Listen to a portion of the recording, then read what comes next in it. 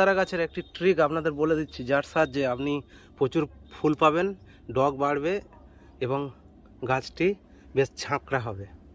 এই দানা থেকে আপনারা বা বীজ থেকে আপনারা যে গাছগুলি করলেন, সেই গাছগুলি যখন হবে এরকম ফুল আসছে দেখুন, ফুল আসুক আর না আসুক আপনারা এরকম আগাটা কেটে দিন।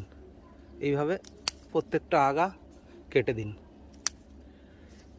আগা কেটে দিলে প্রচুর ডগ বাড়বে, আর ডগ বাড়লে আপনার ফুল বাড়বে। এইভাবে কেটে দিন।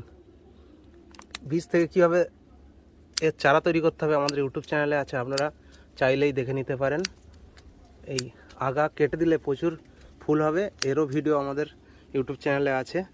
মানে এই নয়নতারার কীভাবে ফুল বৃদ্ধি করবে বা নয়নতারার প্রুনিং সব আমাদের চ্যানেলে আছে, আপনারা দেখে নিতে পারেন। এইভাবে প্রত্যেকটা ডগ কেটে দিন। কেটে দেওয়ার পরে দেখুন আমি এই গাছগুলো